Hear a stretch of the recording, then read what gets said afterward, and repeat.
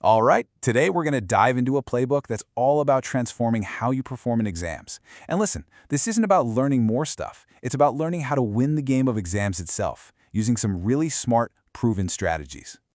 So let's just start with this pretty bold claim. You can potentially boost your marks by a solid 20 to 30%. And get this, without learning a single new thing. So how's that even possible? Well, it's all about mastering the skills of revision and exam technique. It's not just about what you know, right? It's about how you use what you know when you're under pressure. To really get this, I want you to think of your brain as a muscle. Now, passively reading your notes, that's like going to the gym and just watching someone else lift weights. You see it happening, sure, but you're not the one getting any stronger. If you want to build that mental muscle, you have to be the one lifting the weights. You have to be actively solving problems yourself. Okay, so let's get into our first section, the brain training regimen. Think of this as the workout plan. These are the exercises and drills you absolutely need to do before the big day to make sure your brain is in peak condition. The single most important exercise in your entire training regimen is something called active recall. This has nothing to do with rereading or highlighting. It is the mental equivalent of a heavy lift. It's closing the book and forcing your brain to pull information out of your memory completely from scratch. It's tough, for sure, but that's what actually builds strength. Here's a super simple rule to live by when you're revising. If your pen isn't moving, if you're not writing or solving or drawing a diagram, your brain isn't really training for the real thing. Just staring at a page is passive. True learning is active. Next up in the workout is spaced repetition. Now, just like your muscles need rest to grow, your brain actually needs time to forget. I know, that sounds weird, right? But the act of nearly forgetting something and then having to actively recall it, that's the signal that tells your brain, hey, this stuff is important, let's move it into long-term storage. So what does this actually look like? Well, a really simple schedule could be this. Learn a new topic on day 1.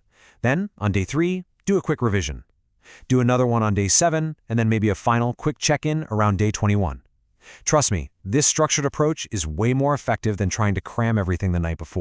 And the final technique in our brain training regimen is interleaving. So instead of doing, say, 10 algebra problems and then 10 geometry problems, you mix them all up. Why would you do that? Well, because exams don't tell you which chapter a question is from.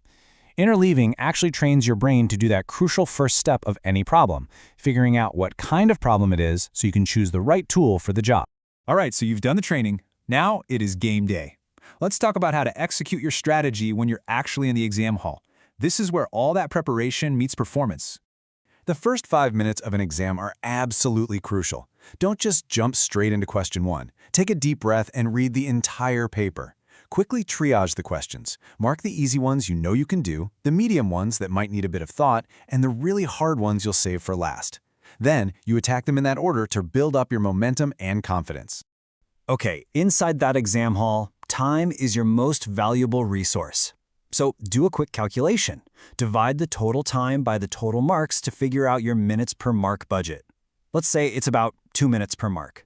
If you find yourself stuck on a question for way longer than its mark value justifies, just circle it and move on. You can always come back later, but you can never, ever get that lost time back. Now, you have to understand there's a huge difference between how you study and how you perform. When you're learning, you take the long cut, like deriving the quadratic formula from scratch, because that builds deep understanding. But in an exam, you need the shortcut, the ability to just recognize a pattern and solve it in seconds.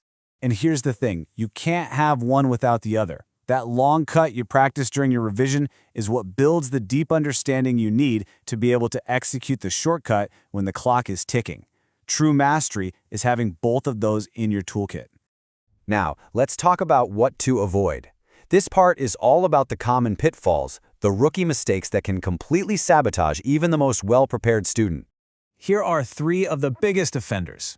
First, this is a big one. The illusion of competence. That little voice that says, yeah, I understood it while I was reading. The fix? Prove it. Close the book and solve it blind. Second, doing endless mock tests without actually analyzing them. Remember, it is so much better to spend more time reviewing your mistakes on one test than it is to just take 3 tests. And finally, panic.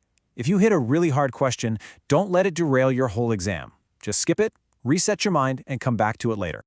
All right, let's get into the strategy with the championship mindset. This is the mental approach, the way of thinking that separates good performers from the truly great ones.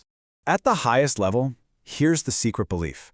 Those intimidating, super complex-looking problems are almost always built from simple ideas you already know. The real challenge isn't the complexity. It's about seeing through the disguise to find that simple core. So, how do they do that? Well, they have this whole toolkit of mental strategies. They'll literally rewrite an expression just to see if it looks more familiar a different way. They hunt for patterns and symmetry. If a big problem is confusing them, they'll try a much smaller, simpler version of it just to understand the mechanics. The key is they are methodical. They don't rush. And here is probably the biggest misconception about top performers. It's not that their pens start moving faster right away. It's that they stay calm and think strategically for longer at the beginning of a hard problem. They invest time in understanding before they invest time in solving. So we're getting close to the end. Before you walk into that exam hall, how do you know if you are truly prepared? Let's go through a final readiness check. Here it is. This is the ultimate test of your understanding.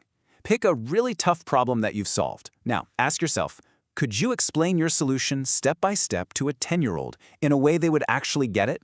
Because if you can't simplify it, you might not understand it as deeply as you think. And that brings us to your final pre-exam checklist. Before you walk into that hall, you need to ask yourself these questions. Can I solve this without my notes? Can I explain why the solution works, not just what the steps are? Can I actually perform when the clock is ticking? And finally, do I know my own most common mistakes well enough to avoid them? If you can honestly check all of these boxes, you're not just ready to take an exam, you're ready to master it. Good luck.